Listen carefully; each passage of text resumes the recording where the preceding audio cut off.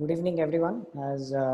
As we wait for some more people coming in, we'll start off with the introduction. This series, the Guru Manthan series, started on August 1st. Today we are here gathering for the 10th lecture already. It looks like we started yesterday, but it's already the 10th lecture. This is being organized by the Vivekananda Institute for Leadership Development, an institution run by Swami Vivekananda Youth Movement. And VLEAD's mission is to help build the human and social capital for nation building. And we work with partners or stakeholders across 4 sectors: the government, the NGOs, the corporates, and the community, especially the youth. This series of lectures, the Guru Manthan series, is primarily aimed at teachers and heads of institutions to discuss, debate, and learn from diverse practices and perspectives in education from across the world. So, like I had mentioned, this is aimed to be a series of 50 lectures. And so far, we have had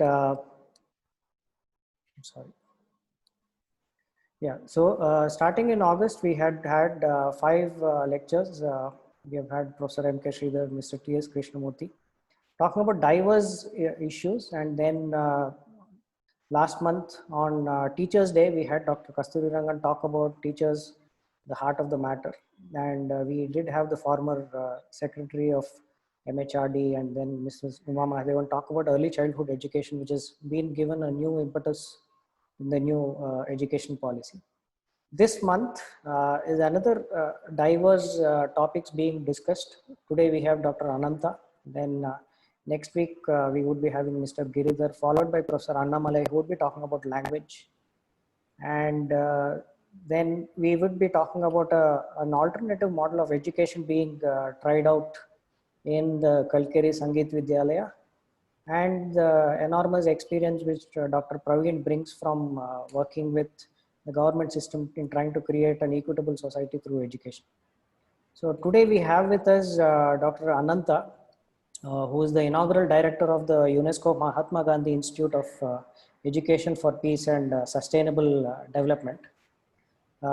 He has a very vast experience of 33 years and as a science policy pace setter.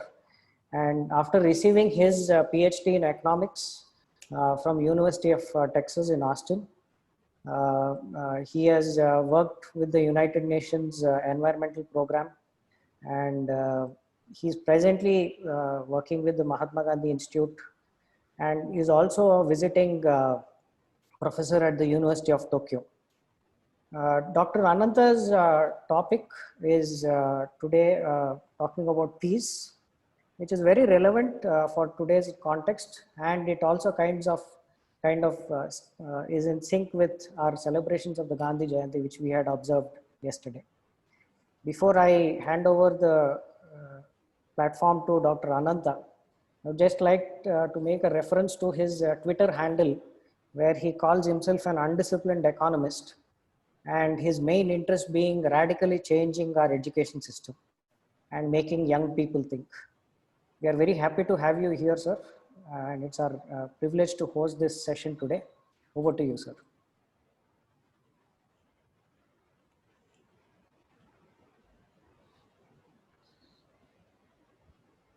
So thank you very much for this invitation. I'm really happy to be here for 2 reasons. One is the fact that I've been a fan of Swami Vivekananda for many years, and I really enjoyed reading the Jnana Yoga, and that especially with the logic and the mathematical logic. It just was a fascinating book to read. And the second reason, of course, is this is the 150th anniversary of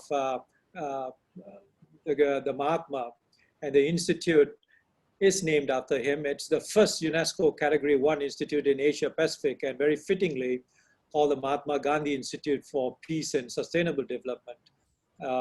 And so for these, I'm really happy to be here, and thank you very much. And the audience today is an extremely important audience.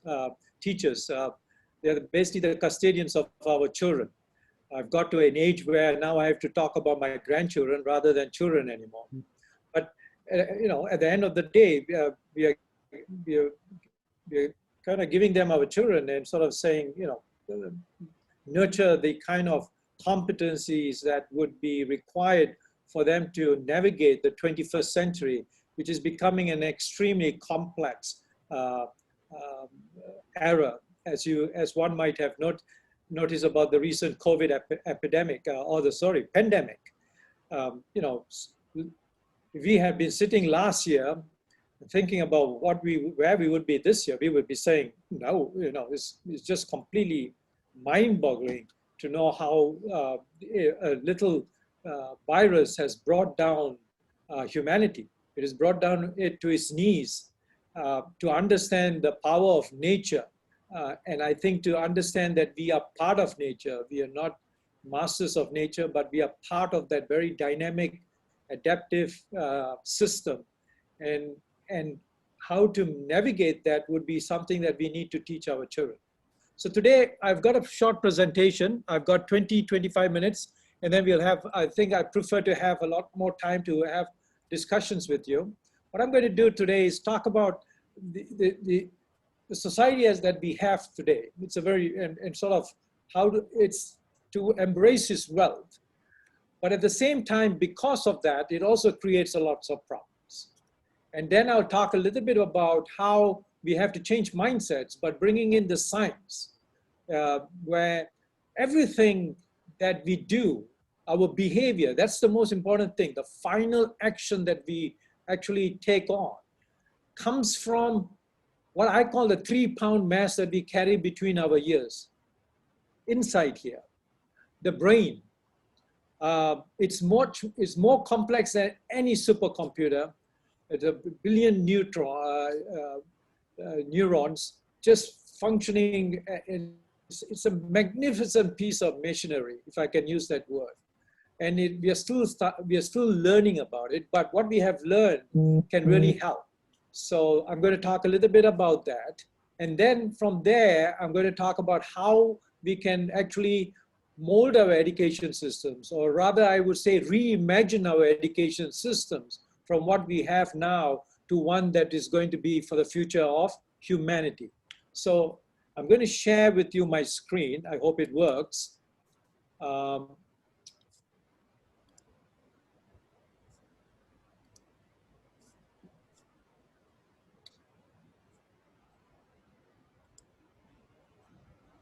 All right. This is the first time. It's never worked for before, so it's going to be a good one. So it has auspicious signs for a good discussion today. So I want to talk about a little bit about the wealth of the people. I'm not going to talk about gross domestic product. I'm not going to talk about human capital. These are very economic terms. I want to talk about the wealth of the people, which goes more than just monetary wealth. And the whole beauty of it is the diversity in culture, the diversity in language, the diversity in religion, the diversity in race, the diversity in color. Can you imagine how boring it would be if we were all homogenized? I find it exciting when I have these diversities, and then on top of that, to actually even embrace multiple identities. I just don't allocate myself with just one culture. I like to associate myself with multiple cultures that I feel comfortable with, that I have an identity with. Same thing with language. The only problem is I'm a bit language challenged, but language is a beautiful thing. It connects us, but it also, unfortunately, separates us as well. And we need to find ways to embrace the diversity, but bring in the notion of collaboration. Religion, race, and color. But here's the bad news. Some of the trends that we have seen, I'm just going back to 2017, but these things have been on the increase over the last 3 years. Terrorist attacks. Now, we have been living in a relatively peaceful era since World War II. We haven't seen major wars. But what we have seen is a rapid increase in regional conflicts, localized conflicts. And whatever said and done, it does have a huge impact on human beings, not just in the region itself, but because of the fact we are such a globalized world, it has immediates across to everybody in the world, right? So whatever happens in a small part in Africa has an impact in Europe and in Asia. The whole butterfly effect, the non-linearities are so huge. And in fact, Swami Vivekananda talks about the butterfly effect and non-linear dynamics in his writings. So we got localized, we got populism, we got nationalism, we got violent extremism. Social media has been extremely great in connecting us, but it's also been a place where there's so much of hate mail. People just write without thinking twice. And I think the whole idea with social media is we need to embrace it. We shouldn't be shutting it down because it connects us, but it's to sort of say, how do we reflect before we react? And that's the most important thing. And I'm going to talk a little bit about how our brains work and how we can train it to reflect rather than just to react in terms of just emotions. So mindset crisis. So here's the problem. We got to change our mindsets. And I think one of the things that I always say is that the mindsets that are going to change have to be very different from the mindsets that created the problems. And this is very, very important that we keep in mind. So new solutions are needed, but we need to understand human behavior because that's the crux of it. We just can't sort of say, hey, this is the way I see it, and therefore it should be the way the world sees it. And anybody who does not see the way I or we, if in a community, then it's them. And we need to reduce the us and them, I and them. We need to include us in all of us, all of humanity. And when I talk about humanity, I also talk about other species, not just the human species, but other species as well. So here I just take two very, very strong emotions. One is on hate and then empathy, the biology of human behavior. Now, I think in Hinduism, there is a statement which says to be human is to be divine. But the problem is the search of that divinity. And I like when Swami Vivekananda's Advaita policy in the sense that it is you. And the thing is, it resides in you, but you got to find it. And it's going to be a really difficult, but I think a great journey to find oneself. And so the biology of human behavior, scientists have now found out that empathy, compassion, we are neurobiologically wired for compassion, not for hate.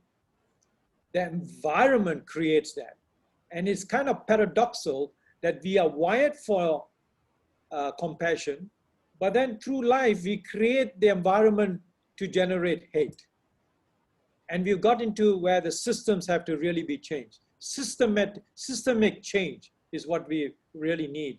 And the whole word of systemic racism has really emerged in the US. And many people are struggling to come to accept it, but we have to accept. It's not just the US, it's across the world. And I don't think if one country can say, oh, we don't have it. If they say we don't have it, means they are fooling themselves. We got to be truthful, and that's where satyagraha comes in. Be truthful, acknowledge it, and then reflect and then start improving ourselves. So a little bit about the neurobiology. I'm not a neurobiologist, I'm an economist, but I find it so fascinating. And I'm so surprised that my economist peers have not gone into this, because at the end of the day, economists talk about human behavior and human decisions. And even if it's just within the market, we need to understand that. So the seed of hatred and violence, just like peace and compassion, is in the human brain. And this was done by Sapolsky in a brilliant book called Behave, a professor at Stanford. He's now like a pop star in a sense that because it resonates so well. And if you get a time to read the book Behave, and I think you got Blinkist, where it kind of consolidates it if you don't want to read the whole book. but I think it's a book worth reading. It's extremely, it talks about how evolutionarily we have evolved into where we are. But he also gives us some hope, that saying that we are neurobiologically wired for empathy as well. So here's the two, the rational and the emotional. And I'm going to sort of make a very strong argument that in our education system, we have focused so much on the rational, we have left out the emotional. We talk about intelligence, IQ, intellectual intelligence, cognitive intelligence. We don't pay attention to emotional intelligence. I'll talk a little bit about what that means in a bit. So here we have the prefrontal. This is where all the thinking is. This is where all our education system is focused on. Memorization, exams, this is where it all happens. We now educate to pass exams. We don't educate to learn for flourishing. And I understand that even teachers now, the way that they have been evaluated, no fault of them, it's the system, is to say, pass your students. So you create a system where you teach the children to pass exams. That's all it was. Now, when I reflect on my own education, that's all I did. The minute I go into it is to pass the exam. It's not about learning the issues, understanding why this is important, understanding how it is relevant to understand nature, to understand people. No, it's to pass exams. And the minute the exams are finished, which is gone. And I go to the next one. And I've forgotten whatever I've learned. It's residual. Sometimes it comes up, but most of the time, when I see a real world situation and trying to fix the dots to say, I learned this in linear algebra, I can use this to solve this real world problem. Very difficult, a lot of times. This is where the emotional brain is, where we got that tension regulation, the sensory motor skills, the emotion regulation. It happens in this amygdala region, the limbic region. Unfortunately, we don't have that arrow here, but it happens in that red area. And then it's all about networks. It's not about a particular area that only works on that. It's about network, and it's about neural networks that are important. The behavior is always made from an interplay of networks between the emotion and the rational, between the neocortex and the limbic region. So this is what I call sensory input. You see somebody hitting somebody, somebody saying something nasty, it goes straight into what we call the thalamus. And then it goes two ways. Once it goes to the prefrontal cortex, the number 2, but people found very recently, I think in the 1970s, there's this other way of going to number 2 over there, the red one. That's the amygdala, right? A lot of times when you react very quickly, when somebody writes you a nasty email and boom, you write something back, hitting them back. What happens is it has not gone to the first pathway to the big blue region, it's gone straight into the red region and you react in that way. That's what they call the hijack, right? And then this goes. So there was some very interesting work done by psychologists, but they won the Nobel Prize in economics, Daniel Kahneman and his colleague, and they talked about system 1 and system 2, where they completely debunked the whole rational economic model and sort of said that we are predictably irrational. And most of the time, the irrationality comes because the emotions come into play. If one sort of says that you react without any emotions, but purely from the intellectual, then I'm not sure how many of you are Star Trek friends, but then you're a Vulcan. You're not a human, you become a Vulcan.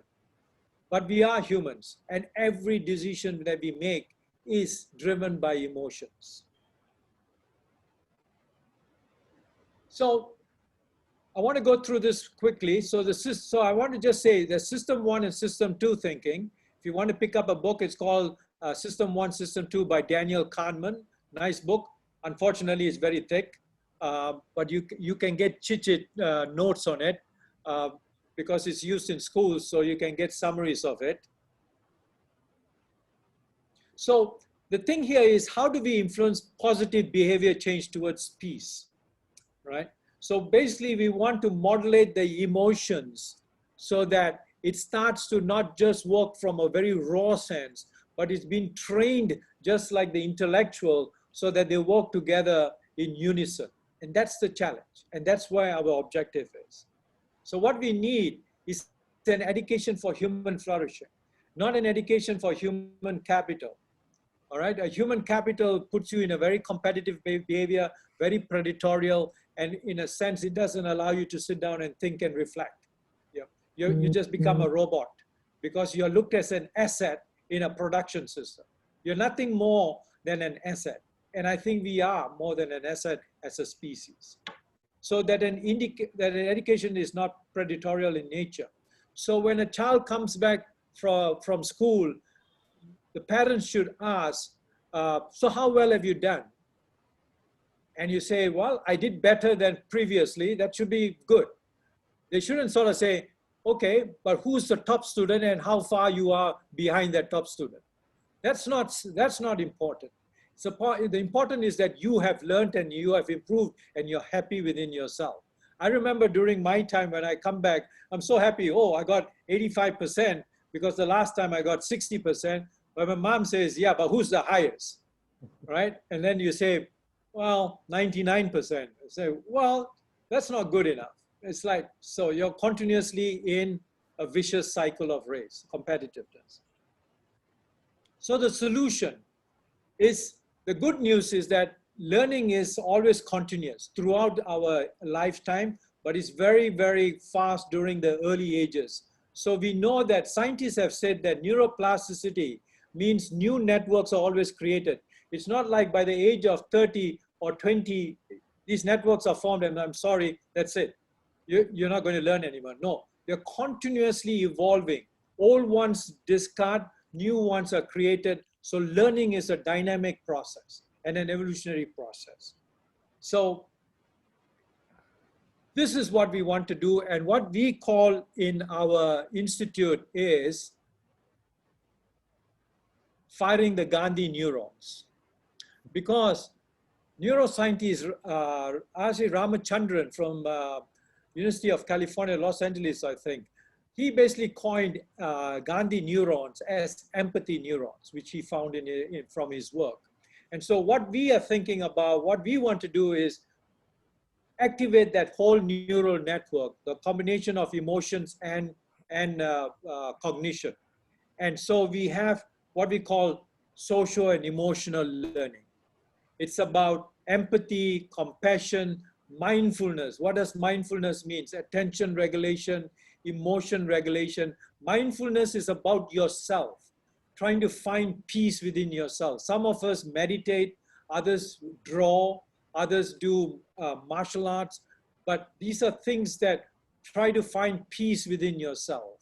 And then empathy is trying to understand the other, trying to put yourself in the other's shoe, not to try to sort of say, oh, okay, but you know, you listen to that person, but then you still think it from your perspective. No, you try to put yourself into the other. And compassion is doing something about it. That's the action that we are looking for. So UNESCO approach is what we call, we did a play of words with Einstein's EMC squared, fundamentally changed mathematics, physics. And so what we figured was he put an equal sign. We've just sort of said the whole thing makes it's an EMC squared. So mindfulness, empathy, compassion, and critical inquiry. Critical inquiry is very important because what we find is that you can be a mindful person, you can be an empathetic person, you can be a compassionate person, and yet you could be a suicide bomber. And this is why these extremists have been so successful in recruiting people, because they are able to create that empathy for their cause, and the compassion, they act is suicide, but they think it's for a greater cause. But if you bring in the critical inquiry and start to ask them to deconstruct the arguments that these people are saying, and then to reconstruct, this is what Swami Vivekananda always says, never accept what your guru says as law or philosophy. Challenge, challenge, challenge. Every day, everything he says, challenge. Until you are satisfied within yourself of what what he's talking to you and what he's teaching and preaching to you about. So that's a process, continuous process. And that be ingrained into our system. So let me finish off to a call to action. Practice of kindness. When you act of kindness, which means you must have, without even consciously, must have done some empathy, and you have some mindfulness in terms of reacting to that person and doing something about it. So what we wanted to do is just practice kindness. And if you look at the famous story of Gandhi in the famous scene where a man comes in and begs for forgiveness because he had killed his neighbor of a different race, but there's a surviving child, then he says, well, take this child and rear this child up as your own. But he says with one condition: raise the child in this religion that the child was born into and not convert into yours.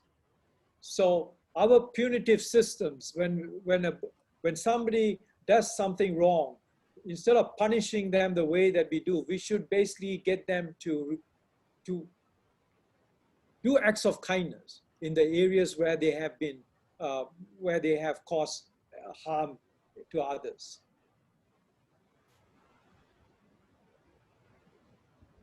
This is what I want to finish off by. I'm running a bit over 20 minutes. I'll take my 25 minutes.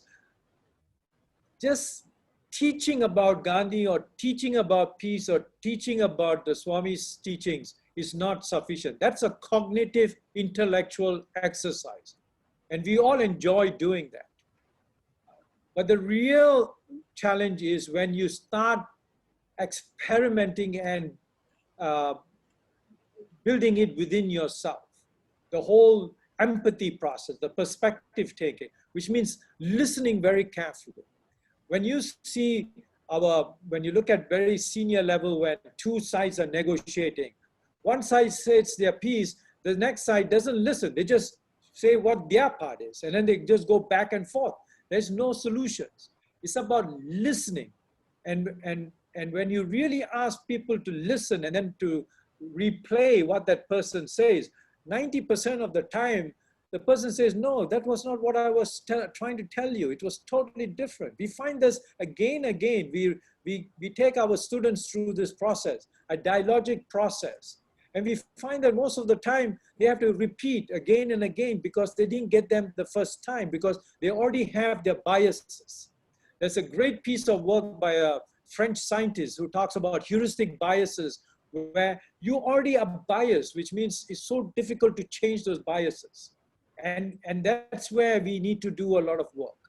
So that's what I sort of say, we need to get away from the cognition of peace into the behavioral aspects of peace. So competencies of self-regulation, emotion regulation, empathy, compassion, and critical of peaceful societies. Otherwise, we just reduce it to an intellectual exercise. The way we teach peace in schools, the way we teach sustainable development in schools is purely I might be offending a few people here, but for me, it's purely an intellectual exercise, nothing more, nothing less. It's important. Don't get me wrong. This is important, but it should be put in through a critical inquiry. Why sustainable development? Why this way, not that way? How does this impact me? Then you sort of get into, oh, if I do this, then I'm going to be hurt in other ways. Well, understand that and then acknowledge whether you want to. And then it's what we call satyagraha, truthful. Be truthful about what are the trade-offs you're going to do and be happy with that. The highest return on investment, as an economist, I have to fill out the highest return on investment with the younger generation. You hit them at the age of 3 onwards and up to 18, you got very high returns of investments. And that's why I'm really happy with the new education policy, which goes into the 5-3-3-4 system. That's basically a lot of science have gone into that. First 5 years, you focus on social and emotional competencies. with the critical inquiry. Then the remaining 3, 3, 4, you start building the cognitions, because the emotional part is already the first developed area. Because from human evolution, the emotions were the first, and then the prefrontal cortex developed much later. This is UNESCO's charter. Since wars begins in the minds of people, it's in the minds of people that defenses of peace must be constructed. We need to understand that mind if we want to change the minds. So the science of peace is what I'm talking about. Thank you very much. Thank you, sir. It was an amazing presentation. As the questions start coming in, we had a few questions kind of lined up. We had picked up from teachers. We had discussed this topic with. Now, the first thing was, while most teachers do agree with this idea of bringing in the importance of moral sciences and peace education and talking about sustainable development or being eco-friendly, many times they get reduced to covering syllabus, or get reduced to transacting an idea but not necessarily discussing and like you had mentioned, bringing in that critical inquiry. So can you quote or explain using an example of how you had been if you could deconstruct this at a school level, what should a teacher do, or what has a teacher done in a particular classroom, and where we able to see the positive results of that? So let me talk a little bit about how we do it at the Institute, taking into cognizance that teachers have a lot on their plate.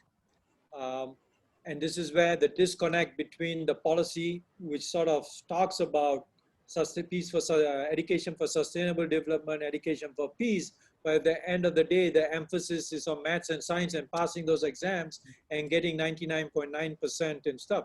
So the teachers are kind of evaluated on those performances. Now, the good news is that, and this has been done in many countries, is that with the introduction of social and emotional learning, your academic performance increases by 11 points. And so we use this as a bait to the policymakers. Sort of saying, hey, if you introduce this, you get 11 points increase in your academic. That's 1 grade, I think. You go from a B to an A or a C to a B and stuff. So it's not the right argument, but that's the language that they're talking about. So we talk in the language of the protagonist. Now for teachers, now they have to talk about sustainable development issues. Now, the way to introduce this is that we introduce this not as a subject in sustainability, but in the maths and science. And there are lots of examples, and we have modules that we have developed. We have just finished a module on maths for grade 8 under the CBC kind of syllabus, which has social and emotional embedded into the course. So teachers don't have to do this separately, but as part of their course. But what we emphasize is that teachers themselves are put under so much of stress and anxiety. Now, one point that I did not bring up, in India has one of the highest levels of depression and anxiety and mental health problems.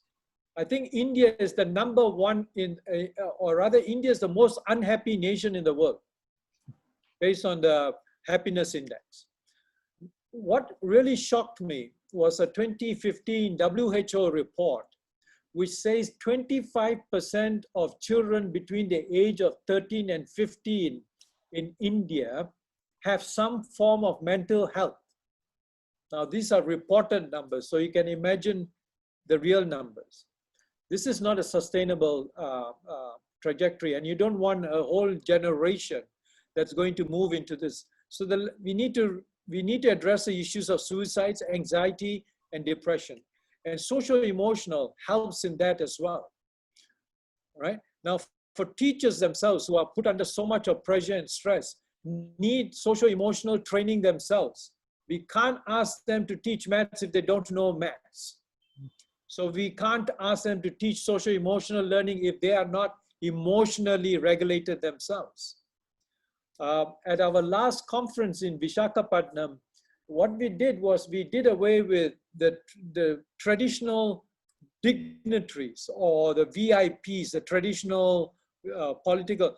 Our dignitaries for that last conference were 4 young children from the ages of 8 to 15. They were our dignitaries, and we had a panel discussion. And I liked when the youngest one says, sir, can you please ask the teachers not to shout at us? But, you know, if we make a mistake and stuff. So you see how, so the socio-emotional is important. And then what we do is then we give them all the tricks of the trade on how to embed socio-emotional learning within their main classes. So within maths, within science, within history, within geography, these are the main, even within language, so that they don't feel pressure that they need to now have another program. But I have to say, this is all just starting. But, you know, if we don't start, we will never get there. So that's I hope I've answered your question. Yes, thank you, sir. One of the things that you talked about it, the levels of depression that we are seeing among Indians and even a lot of the youngsters. One of the trends that we seem to be seeing is the is the impact of the internet on the youth today. And most often even the use of internet itself is for social and emotional kind of bonding, as well as it starts with that, but it actually ends up going the other way when that itself leads to increasing levels of depression and increasing. So how do you and also this issue of radicalization and cultural deracination and all of those things connected to the World Wide Web, which in one sense is making global citizens of people, but is also taking away from the very fundamentals of social and emotional well-being. So how do we address that as a key issue? So I think there are 2 parts. So the first part is, and we just produce, it's in the process of being reviewed, but we did a kind of a method review of studies on how screen time has an impact on children's behavior and not only health, but also in terms of learning. Now, there is no data which says that children who spend the time on the internet have a higher level of mental illness than those who don't. What they know is that those kids who have mental health problems already have confounding variables like abusive families, lack of parental support, bullying. These are things that already push the child into mental health. So it wasn't just the internet itself. So especially when they say violent games, but when we look at the number of kids who play very action-oriented first shooter games, and those who don't, and then those who have actual mental problems, there isn't any data to correlate. I'm not talking even causation, but correlation of those who play with those kind of games that go up and become extremely violent. There's no data on that. So, but what I think is important is that fundamentalists have used social media to propagate their views because this is so easy, isn't it? It's so widely available, and there's such a large audience out there that can be reached. So it is being used in the negative way. Now, most of the reaction is to counter by producing counter narratives. But you know how young people are. When you see something that is going against the mainstream, they get attracted by it, because we also know from our neurobiological studies that this age, risk-taking becomes extremely high. The adolescent period, the emotional part of the brain is, it takes risk. It gets excited by risk taking. And this is why emotional training is very important at that age. What we suggest is inculcate them with critical inquiry, because the internet is there to stay. It is the future. And as when computing power increases, the access to knowledge is just going to explode exponentially. What we need to do is inculcate our young children in terms of understanding what is false and what is true. And there are techniques on that. We call them triangulation.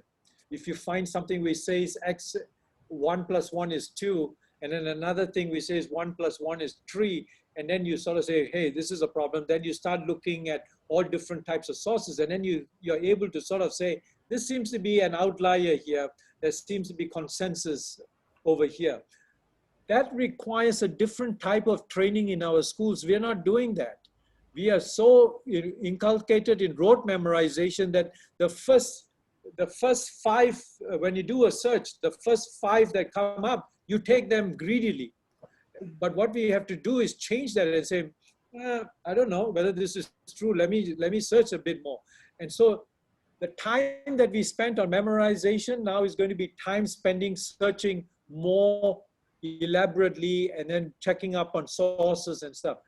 Do we teach children this in school? We don't. Digital literacy doesn't come close to this. In fact, these are kind of techniques which are taught at PhD levels. But now we have to inculcate them at lower, because knowledge is no longer a problem. In the days that we were studying, finding information, finding knowledge was a problem. You have to, going to the library, index cards, and you spend 3 days just going and finding the books. Now, as the teacher is saying something, you're typing and saying, hey, he's wrong. The internet says something else, because it's so fast. And I do it at the same time. Somebody is saying something, this is something new to me. I'm typing as the person, and I said, oh, okay. So knowledge is no longer the problem. It's about finding quality control on that knowledge. And that's what our children need to be taught. And teachers have to be trained in that new skills as well. Sir, one question is, when we are talking about social and emotional learning, I think it's also important that we include other stakeholders. And when I say that, it's basically the parents and the community at large. So it's not just the teachers. So any thoughts on that? Oh, I definitely agree with you. So we just published a massive report on a 2-year study on looking at all the socio-emotional learning programs, methodologies and stuff. And we came up with some, we refrained from advocating one particular model. Even when we had our own, we did not advocate that this is the best. What we suggested were, these are the characteristics that one should look for when you want to adopt social and emotional learning. So I think one of the things that came out is that if the teacher is inculcating social emotional learning, and if the child comes from an abusive family background, or comes from very difficult situations, or even comes from a so-called well-to-do family but has very strong ideological perspectives which tend to clash with issues of global citizenship or issues of empathy. One of the things that let me finish that, and then I'll give you an example. So what we propagate is a whole school, a whole community approach, which means the school SEL should not just be embedded in classes, but should be embedded in the system in the school, which means administrators, principals, teachers.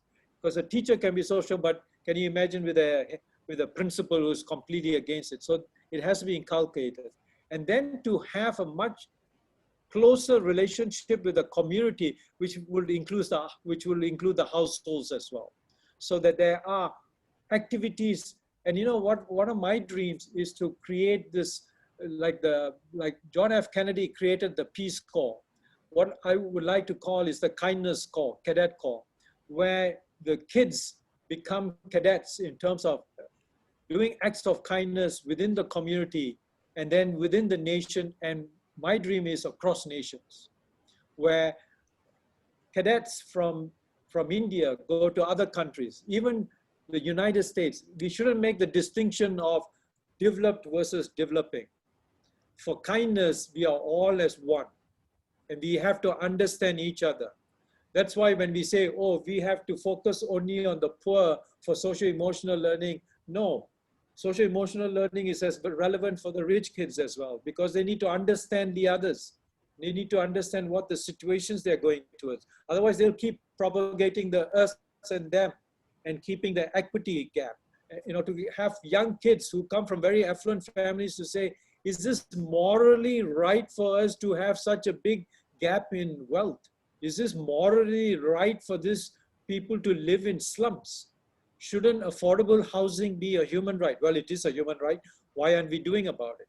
See, this is where the problem with human rights is. We have all the rights enshrined in law, but nothing happens because it is a legal instrument. So, you know, I sort of say, well, it's legal, so let the government handle it. It's nothing to do with me.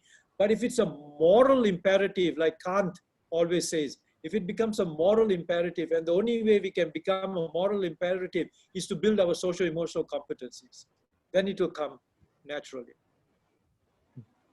Thank you, sir. I just want to play the devil's advocate here and pose a question to you. We all talk about, children becoming, inculcating cooperative spirit to become this one, to work in the spirit of cooperation and all of that. But do we run the risk of, particularly when there are specific areas, it is in education as well, but also in areas that are educative, like sports, for example, or for other this one, where when we push this, are we in one sense, cutting away the competitive spirit that is also critical for learning, even for example, embedding social and emotional learning, for example? Is that a risk that we probably run sometimes in trying to push for this a little? So my question, my counter question to what end are we focusing on? If it is about our own human flourishing, what we find is that when we help others, we get doses of serotonin, huge doses, which means feel good. We feel good about it. So competitiveness is good in the sense that we understand the reason that we improved is because of the other.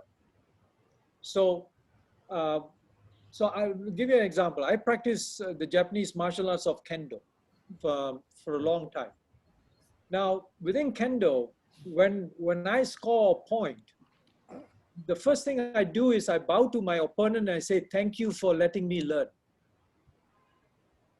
Because the only way I could have scored the point was because in a sense, he allowed me in that particular. And then the next time he will get a point, and then he'll say, thank you for allowing me to learn.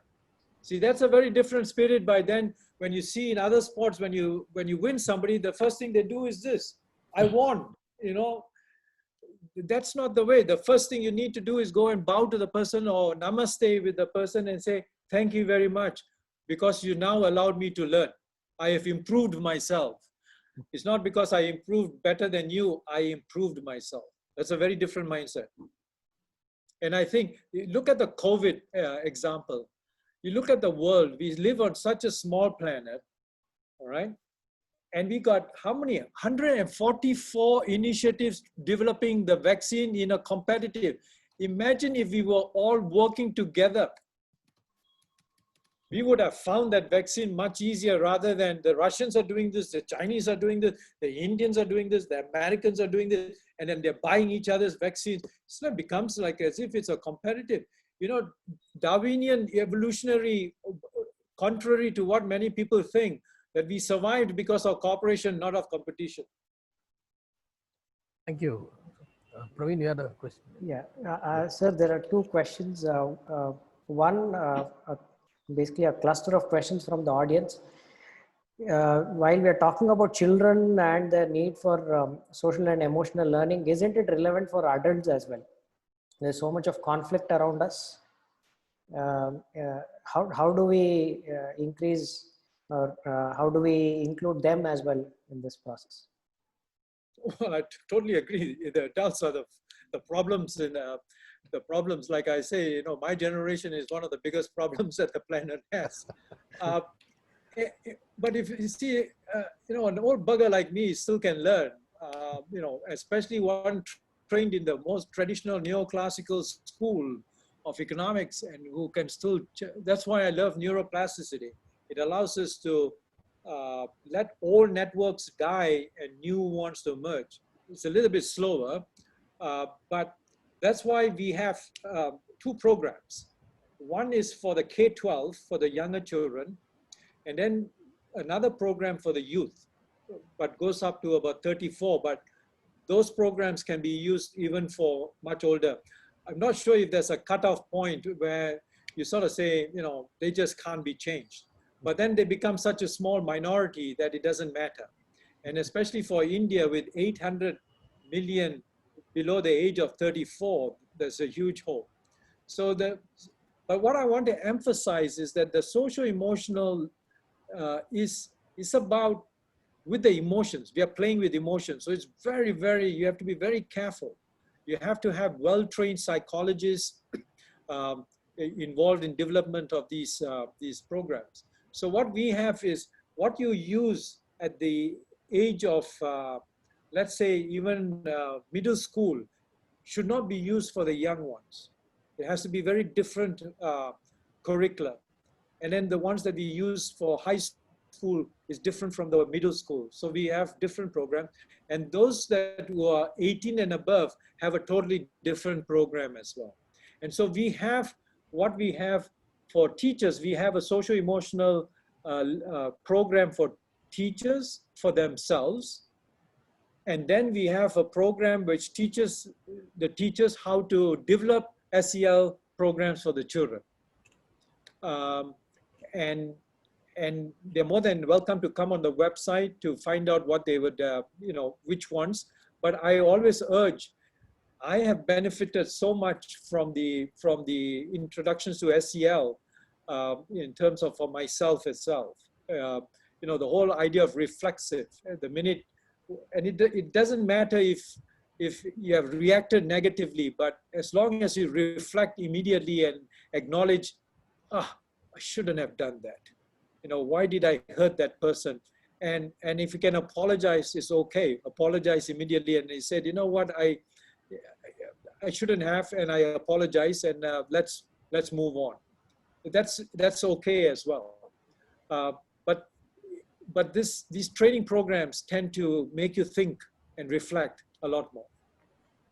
Thank you, sir. The last question is, in the context of the new education policy being rolled out, how are you engaging with the policy making body or the implementation bodies, or how do the schools and teachers who are in the audience today, how do they engage with the Mahatma Gandhi Institute to learn from your experiences? So the good news is that social-emotional is now part of the NEP. In the earlier drafts, those terms were used, but I think in the final draft, they have changed those terms, but the principle is there. The spirit is still there. So the challenges would be, now we are working with the JNV network of schools where we are doing a pilot study where we show how children who have socio-emotional interventions perform versus children who don't have interventions and stuff. The scaling up is where the biggest challenge is. And because the fact that because we are a UN agency, our nodal ministry is MHRD, we are going to start working a lot more closely with MHRD. We just had a one-day workshop with SCRT in terms of how teachers can develop curriculums on SEL, how they can become actually content developers. We have a platform an online platform which allows teachers to come and experiment with their content. They can put local content, they can put local examples up in on the content, so that it's more relevant for the children, because this is what they live and experience on a day-to-day basis. Thank you, sir. We now request you to give your closing remarks.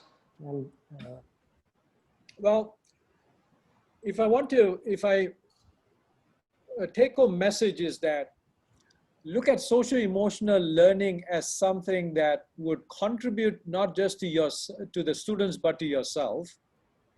And if you are pressured by the system to perform in the old way of evaluation, take note that with social-emotional learning, it improves the performance of children automatically. So I would say, don't be frightened about social-emotional learning. Don't think that it's some new additional workload for you. The returns are so high for both professional and personal level that the return on investment is magnitudes. So that's what and I think you'll have fun. I think learning should be fun for the students, but teaching should be fun as well for the teachers.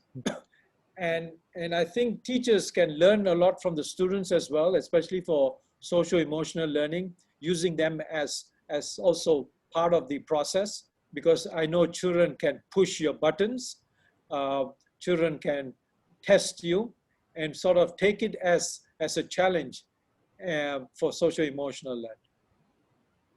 thank you, sir. Over to Dr. Balu for his remarks and the vote of thanks. There's very little remarks to be made, because as I was listening to Anantha, I was wondering if I had to make a presentation on exactly the same subject, but with leadership as the context.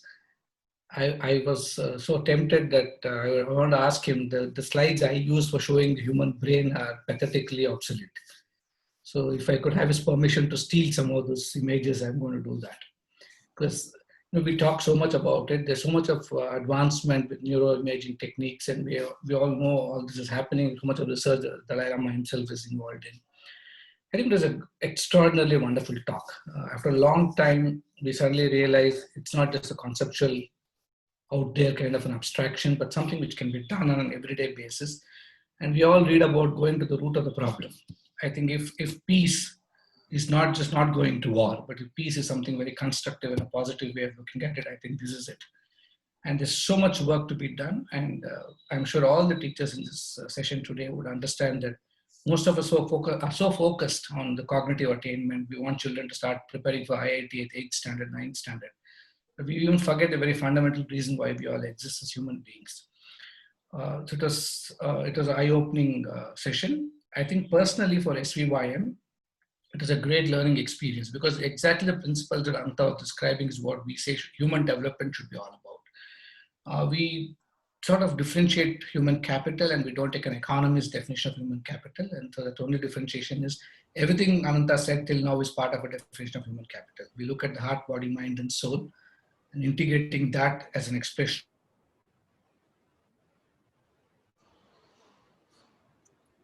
Dr. Balu, I think we lost you for a moment. Today my internet has been extremely unstable.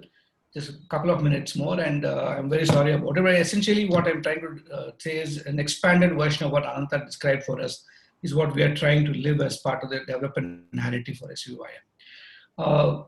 More importantly, the other message I can take home is the effort taken, the preparations done, an extraordinary the crispness in the explanations, and perfect timing. If you say 25 minutes, he ended at 25 minutes.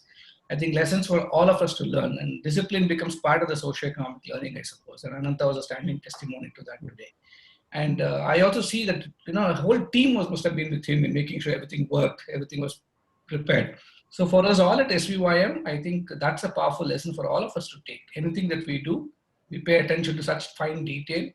we work together, and maybe that is our emotional growth. So it was an extraordinary evening today. Thank you for taking the time off on a Saturday evening, and it is perfectly apt that we could get as close to Gandhi Jayanti as possible with Anantha's talk. And this is a new way of interpreting Gandhi and making him practical and not making him overwhelmingly difficult to emulate. But I think this was a very deconstructed version of how each of us could be the Gandhi within ourselves and rise up the Gandhi within ourselves and live it as a message and teach our children to do that. So thank you again, and thank you all very much for being part of us. And I hand it over back to Praveen to close the session. Thank you, sir. Once again, I'd like to thank Anantha for agreeing. What started off as a short chat over LinkedIn led to this wonderful session. Thank you for being very receptive and agreeing to be a part of this session. Next week, do join in. We have Mr. Giridhar talking about ordinary people and extraordinary teachers, where he has actually traveled the length and breadth of India interacting with teachers before writing this book. So he'll be talking about it, and if you have any questions, if you have any feedback, please do share it with me or Ramesh. Thank you all. Have a great weekend. Thank you.